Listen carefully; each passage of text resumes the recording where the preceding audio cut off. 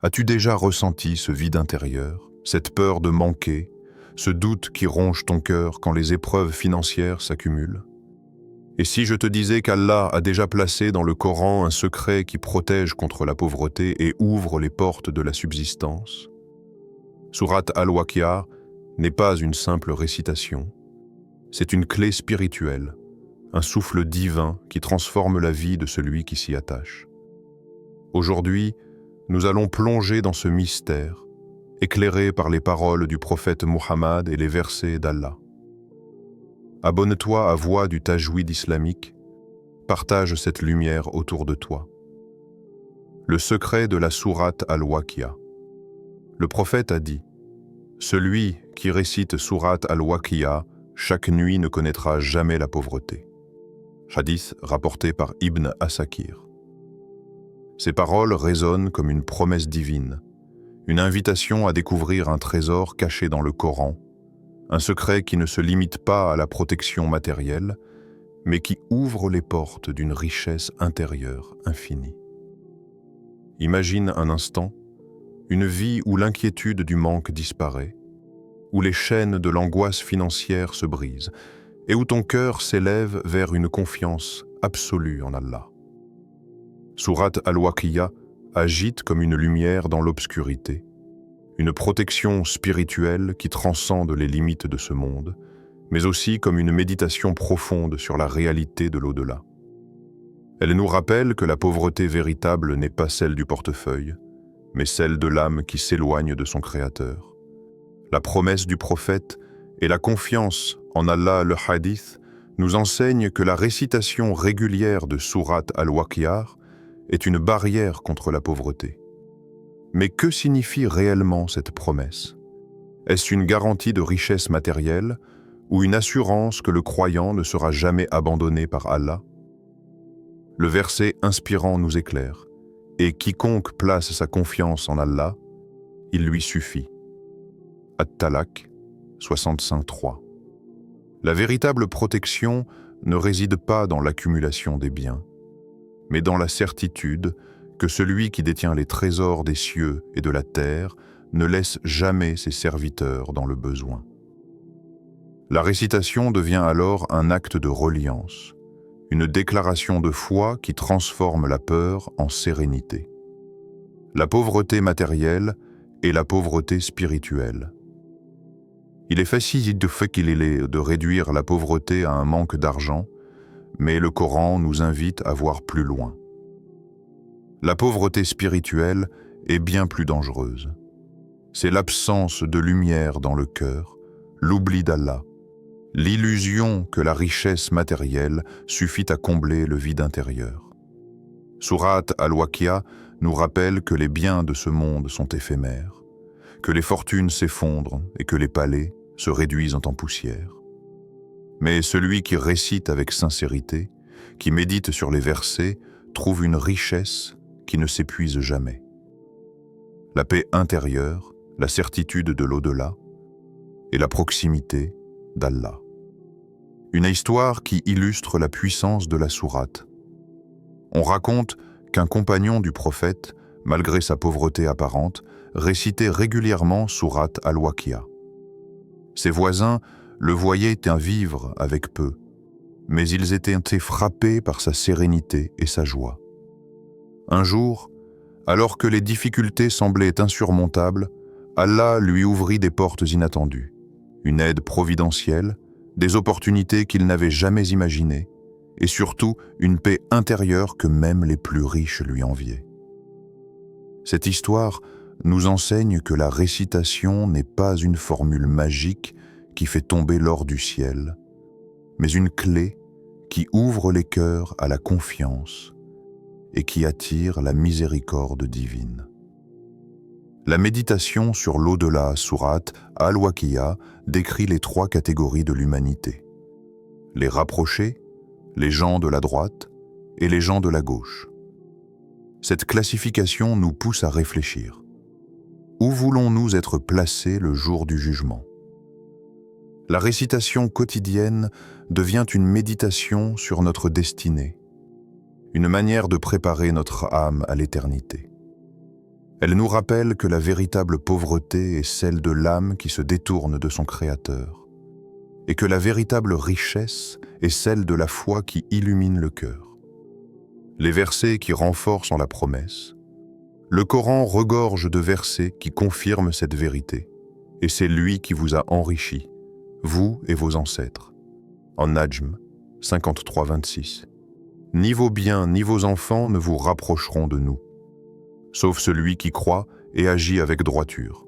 Saba 34-37. Et quiconque place sa confiance en Allah, il lui suffit. At-Talaq 65-3. Ces versets nous rappellent que la richesse matérielle est une illusion si elle n'est pas accompagnée de la foi et de la droiture. Une question qui touche le cœur. Crois-tu que la véritable richesse est dans l'accumulation matérielle ou dans la sérénité du cœur? Cette question n'est pas rhétorique, elle est une invitation à l'introspection. Elle pousse chacun de nous à regarder au-delà des apparences, à se demander ce qui nous apporte réellement la paix. Est-ce l'argent qui fluctue et disparaît, ou la certitude que celui qui nous a créés ne nous abandonnera jamais? La récitation comme discipline spirituelle. Réciter sourate al-Waqi'a. Chaque nuit est une discipline, un acte de constance qui forge la foi. Ce n'est pas seulement une lecture mécanique, mais une méditation qui nourrit l'âme. Chaque verset devient une graine plantée dans le cœur, chaque mot une lumière qui chasse l'obscurité. Avec le temps, cette récitation régulière transforme la perception de la vie. Les épreuves deviennent des opportunités de reliance, les manques deviennent des rappels de la suffisance divine, et la pauvreté matérielle devient une école de patience et de gratitude. La richesse intérieure comme héritage éternel. La véritable richesse est celle qui accompagne l'âme dans l'au-delà. Les biens matériels restent derrière nous, mais la foi, la sérénité et la proximité d'Allah nous suivent dans la tombe et au-delà. Sourate al-Waqi'a nous prépare à cette réalité. Elle nous rappelle que la vie est une épreuve et que la pauvreté matérielle n'est rien face à la pauvreté spirituelle. Celui qui récite avec sincérité trouve une richesse qui ne s'épuise jamais. La paix du cœur et la lumière de la foi, une histoire qui éveille. Il était une fois, à l'époque bénie du prophète Mohammed, un compagnon dont la vie semblait être marquée par la pauvreté matérielle. Ses vêtements ont été simples, ses repas modestes, et ses biens se comptaient sur les doigts d'une main.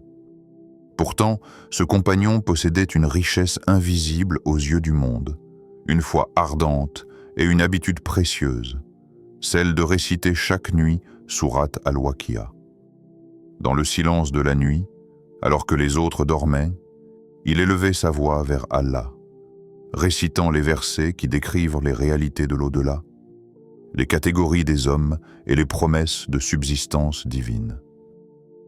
Et c'est dans cette récitation régulière qu'Allah plaça pour lui une protection, une ouverture, une lumière qui allait transformer sa vie. Car malgré ses faibles moyens, Allah lui ouvrit des portes inattendues, des opportunités qu'il n'avait jamais imaginées, des aides qui venaient de là où il ne s'y attendait pas, et surtout une paix intérieure que même les plus riches lui enviaient. La pauvreté apparente et la richesse cachée, ce compagnon vivait dans une simplicité qui, aux yeux des hommes, pouvait sembler misérable. Mais en vérité, il possédait une richesse que l'or et l'argent ne pouvaient acheter. La sérénité du cœur. Sa pauvreté matérielle était compensée par une abondance spirituelle. Chaque nuit, il récitait sourate al-Waqi'a, et chaque récitation était comme une graine plantée dans son âme. Ces graines donnaient des fruits de patience, de gratitude et de confiance en Allah. Les gens autour de lui voyaient son sourire malgré ses difficultés, et ils se demandaient « Comment peut-il être heureux alors qu'il possède si peu ?» La réponse était simple. Il possédait Allah dans son cœur, et cela suffisait. Les portes inattendues de la subsistance. Un jour, alors que ce compagnon traversait une période particulièrement difficile, Allah lui envoya une aide qu'il n'avait jamais anticipée. Peut-être un voisin généreux, peut-être une opportunité de travail, peut-être une bénédiction dans ses enfants. Les détails importent peu, car ce qui compte, c'est la leçon. Allah est celui qui enrichit, celui qui ouvre les portes de la subsistance, celui qui donne sans compter. Le verset nous le rappelle. Et c'est lui qui vous a enrichi, vous et vos ancêtres. An-Najm 53, 26. La richesse ne vient pas des efforts seuls, ni des calculs humains, mais de la volonté divine.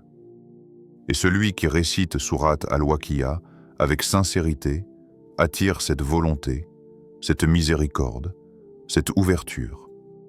La paix intérieure comme trésor. Ce compagnon n'était pas seulement aidé matériellement, il était surtout comblé spirituellement. Sa récitation lui donnait une paix intérieure que même les plus riches lui enviaient. Car combien de personnes possèdent des fortunes mais dorment avec l'angoisse dans le cœur? Combien de palais sont remplis de tristesse et de solitude? La paix intérieure est un trésor que l'argent ne peut acheter. Elle est le fruit de la foi, de la confiance en Allah, de la méditation sur ses paroles. Sourate Al-Waqi'a, récitée chaque nuit, devenait pour lui une source de tranquillité, une fontaine de sérénité, un refuge contre les tempêtes de la vie. La pauvreté spirituelle, plus dangereuse que la pauvreté matérielle.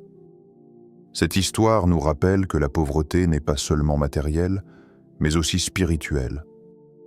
La pauvreté matérielle peut être supportée avec patience, mais la pauvreté spirituelle est une maladie du cœur. Elle se manifeste par l'oubli d'Allah, par l'attachement excessif aux biens de ce monde, par l'illusion que la richesse matérielle suffit à combler le vide intérieur. Sourate Al-Waqi'a nous enseigne que la véritable richesse est celle de la foi, que la véritable pauvreté est celle de l'âme qui se détourne de son Créateur. Ce compagnon, malgré sa pauvreté matérielle, était riche spirituellement, et cette richesse spirituelle lui donnait une force, une lumière, une paix que même les plus grands rois ne pouvaient acheter. Une leçon universelle.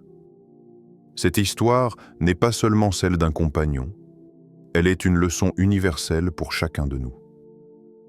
Elle nous rappelle que la récitation du Coran n'est pas un acte mécanique, mais une source de transformation. Elle nous montre que la pauvreté matérielle n'est pas une fatalité, mais une épreuve qui peut être adoucie par la foi. Elle nous enseigne que la paix intérieure est le plus grand des trésors, et que celui qui récite sourate Al-Waqi'a avec sincérité attire cette paix dans sa vie. La question qui touche le cœur. Si Allah t'offrait la paix intérieure, accepterais-tu de perdre une partie de tes biens matériels? Cette question est une invitation à réfléchir sur nos priorités. Qu'est-ce qui compte le plus pour toi? L'accumulation des biens ou la sérénité du cœur? Es-tu prêt à échanger une partie de ta richesse matérielle contre une richesse spirituelle infinie? Cette question n'est pas théorique, elle est pratique. Elle nous pousse à regarder notre vie, à évaluer nos choix, à décider ce que nous voulons vraiment. La récitation comme chemin vers la paix. La récitation régulière de sourate Al-Waqi'a est un chemin vers cette paix intérieure. Elle n'est pas une formule magique, mais une discipline spirituelle. Elle demande de la constance, de la sincérité, de la méditation. Chaque nuit, en récitant, tu nourris ton âme, tu fortifies ta foi, tu plantes des graines de sérénité. Et avec le temps, ces graines donnent des fruits. La patience dans les épreuves, la gratitude dans les bénédictions, la confiance dans l'avenir. La récitation devient une habitude qui transforme ta vie, qui te donne une richesse que personne ne peut enlever. La richesse spirituelle comme héritage éternel. La véritable richesse est celle qui accompagne l'âme dans l'au-delà. Les biens matériels restent derrière nous, mais la foi, la sérénité et la proximité d'Allah nous suivent dans la tombe et au-delà. Sourate Al-Waqi'a nous prépare à cette réalité. Elle nous rappelle que la vie est une épreuve et que la pauvreté matérielle n'est rien face à la pauvreté spirituelle. Celui qui récite avec sincérité trouve une richesse qui ne s'épuise jamais, la paix du cœur et la lumière de la foi. La méditation sur la vie et la mort. Sourate Al-Waqi'a est une sourate qui ne laisse personne indifférent, car elle nous place face à une vérité que nous cherchons souvent à fuir, la réalité de la mort et de ce qui vient après. Elle décrit avec une précision bouleversante les trois catégories de l'humanité: les rapprochés, les gens de la droite et les gens de la gauche. Cette classification n'est pas une simple description, mais une invitation à réfléchir profondément sur notre destinée. Où voulons-nous être placés le jour du jugement? Cette question, posée par le Coran, est une question qui traverse les siècles et qui s'adresse à chaque âme, qu'elle soit riche ou pauvre, jeune ou âgée, croyante ou insouciante. La récitation de cette sourate devient alors une méditation quotidienne, un miroir qui nous renvoie à notre propre vie, à nos choix, à nos priorités. Elle nous rappelle que la véritable pauvreté n'est pas celle du corps ou du portefeuille, mais celle de l'âme qui s'éloigne de son Créateur. Et elle nous enseigne que la véritable richesse n'est pas dans l'accumulation des biens, mais dans la foi, dans la droiture, dans la proximité d'Allah. Les rapprochés, as-sabikoun. La sourate décrit les rapprochés comme ceux qui devancent les autres dans la foi et les bonnes œuvres. Ce sont les âmes qui ne se contentent pas de croire, mais qui vivent leur foi avec intensité, qui se consacrent à Allah avec sincérité, qui se détachent des illusions du monde pour se rapprocher de la vérité éternelle. Ils sont récompensés par des délices inimaginables, par une proximité avec Allah que rien ne peut égaler. Mais cette catégorie nous interpelle. Sommes-nous prêts à sacrifier nos désirs pour nous rapprocher d'Allah? Sommes-nous prêts à vivre une vie de sincérité et de constance, même si cela nous coûte? La récitation de sourate Al-Waqi'a nous pousse à aspirer à cette catégorie, à viser haut, à ne pas nous contenter de la médiocrité spirituelle. Les gens de la droite, Ashab al-Yamin. Ce sont ceux qui ont cru, qui ont agi avec droiture, qui ont respecté les commandements d'Allah sans atteindre le degré des rapprochés. Ils sont récompensés par des jardins, par des bénédictions, par une vie éternelle de paix. Leur position est honorable, mais elle nous rappelle que la foi n'est pas seulement une croyance intérieure, mais une action concrète. Le verset inspirant nous le dit clairement. « Ni vos biens ni vos enfants ne vous rapprocheront de nous, sauf celui qui croit et agit avec droiture. » Saba 34-37. La droiture est la clé, l'action est la preuve, la foi est la racine. Les gens de la droite nous montrent que la sincérité dans la foi et la constance dans les œuvres suffisent à obtenir la miséricorde divine. Les gens de la gauche, Ashab al-Shimal. La description des gens de la gauche est effrayante. Ce sont ceux qui ont rejeté la vérité, qui ont préféré les plaisirs éphémères du monde, qui ont oublié Allah et l'au-delà. Leur sort est la souffrance, la perte, l'éloignement. Cette catégorie nous avertit, nous met en garde, nous rappelle que la vie n'est pas un jeu, que nos choix ont des conséquences éternelles. La récitation de sourate Al-Waqi'a devient alors un rappel quotidien. Ne sois pas parmi les gens de la gauche, ne laisse pas ton âme s'égarer, ne sacrifie pas ton éternité pour des plaisirs temporaires. La méditation sur la mort. La mort est une réalité que nous cherchons souvent à oublier, mais sourate Al-Waqi'a nous la rappelle avec force. Elle nous montre que la mort n'est pas une fin, mais un passage, une transition vers une autre vie. Elle nous pousse à réfléchir. Que préparons-nous pour ce voyage? Sommes-nous prêts à rencontrer Allah, Sommes-nous prêts à rendre des comptes? La récitation devient une méditation sur la mort, une manière de se préparer, de se purifier, de se rapprocher de la vérité. La pauvreté de l'âme est la richesse de la foi. La véritable pauvreté est celle de l'âme qui s'éloigne d'Allah, qui oublie l'au-delà, qui se laisse séduire par les illusions du monde. La véritable richesse est celle de la foi, de la droiture, de la proximité d'Allah. Surat al-Waqi'a nous rappelle cette vérité chaque nuit, chaque récitation, chaque verset.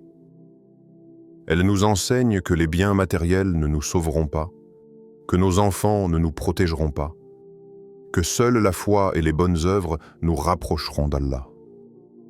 Une question qui touche le cœur. Dans quel groupe aimerais-tu être inscrit le jour du jugement? Cette question est une invitation à l'introspection, à la réflexion, à la décision. Elle nous pousse à regarder notre vie, à évaluer nos choix, à décider ce que nous voulons vraiment. Veux-tu être parmi les rapprochés, ceux qui vivent leur foi avec intensité? Veux-tu être parmi les gens de la droite, ceux qui croient en et agissent avec droiture? Ou veux-tu risquer d'être parmi les gens de la gauche, ceux qui rejettent la vérité? Cette question n'est pas théorique, elle est pratique, elle est urgente, elle est essentielle. La récitation comme méditation quotidienne.